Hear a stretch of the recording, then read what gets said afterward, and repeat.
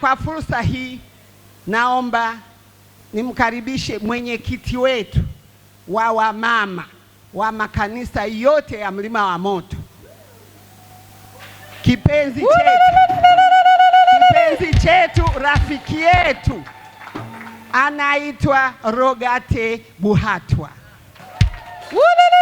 Karibu mama, karibu sana.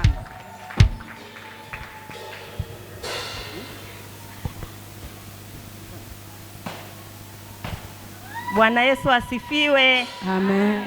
Bwana Yesu asifiwe. Amen. Kanisa, Bwana Yesu asifiwe. Amen. Wanawake ni jeshi kubwa. Wanawake ni jeshi kubwa.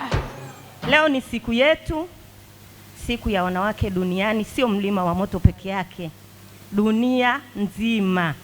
Bwana asifiwe. Tunaweza tukasema kwa wanawake Mungu katupendelea. Haleluya. Tumependelewa. Tukubali tusikubali, wanawake tumependelewa.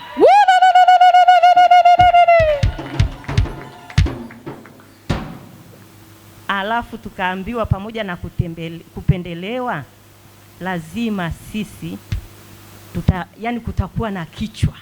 Bwana asifiwe.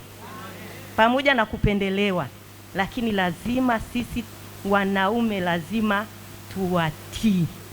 Bwana asifiwe. Kwa hiyo kuna kitu Mungu katupa, alafu akatupa na warning. Haleluya. Tusione tupendelewa afu tukapitiliza.